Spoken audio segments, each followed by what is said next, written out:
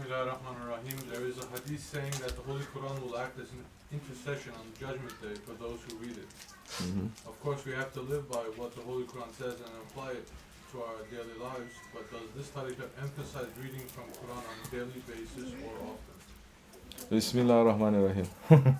People are usually looking at us and thinking that because we are emphasizing, don't read the Quran, don't just rely on the Quran. They're saying, oh, these people, they're telling people not to read the Quran. That's not what we mean. We're showing you a little bit of the minaret, and you are saying, what? What is that? You're not understanding what is that. In the Naqshbandi way, we read the Quran 5 times a day. Not once, 5 times. If we pray Fajr, which I'm inviting everyone, if you can, if you're not too busy to pray Fajr with us and to understand what the Naqshbandi Fajr is.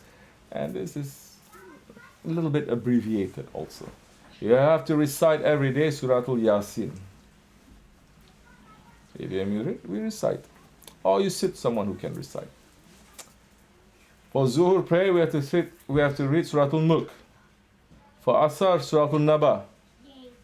For Maghrib, Suratul Sajda. For Ishaq, we have to read Suratul Mulk again. There are different reasons for that. Fridays, we have to read at least Suratul Kahf, Fatih, and Suratul what? Suratul Juma. We have to read. And this is just basic. Other than that, as part of our awrat, part of our wirid, we are reading 1 juz of the Quran every day. Now, this is for murids who can carry it. Because, if you're a good teacher, you're not going to give your students something that they cannot carry.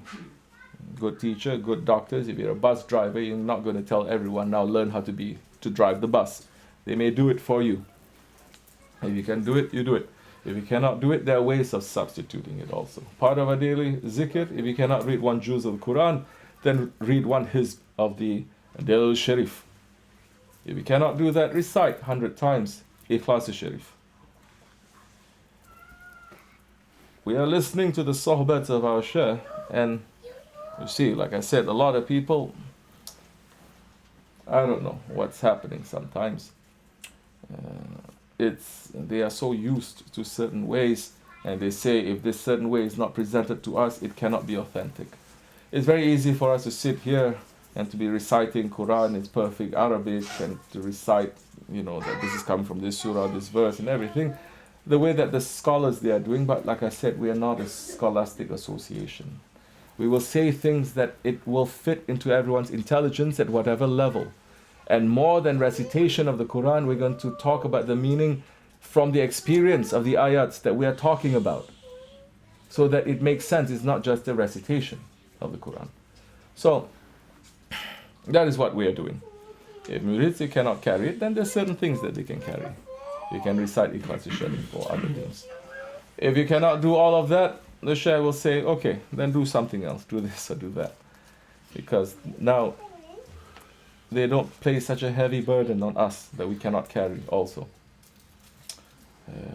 They are representing the Holy Prophet ﷺ as Rahmatil lil Alameen, the mercy to all the nations. And they know the murids of today is not the same as murids 100 years ago. Completely different. Completely different. Or 50 years ago or 200 years ago, you cannot expect. That's the problem with books, because it's trapped there. It's just a stale knowledge. You cannot. Now, there are living books, and there are people who can give you knowledge that is fresh. The knowledge has to come fresh and alive, and to give whoever that is there for them. But who is really listening these days? People are very used to 10 years, 20 years of their lives going to school, listening to lecture. Now they finish, they also want to hear lecture. Until they want to hear lecture. No. Move away from the lectures. Now have sohbats. Now understand what is happening. Put 2 and 2 together and put it into your life. It is not how much knowledge you have. It is how much you put it into your life. Like they're saying in Turkish, a donkey that circles 7 times around the Kaaba does not become a Haji. Yeah? Don't be like the donkey, Holy Prophet is saying, burdening yourself with books. Now start to do it, start to become human. And especially in the Naqshbandi Tarikat, we're saying, oh, you think you know, we're going to take away that too. La ilaha illallah. Whatever ilah that you have in there, get rid of it. Put Allah. Fatiha. Say.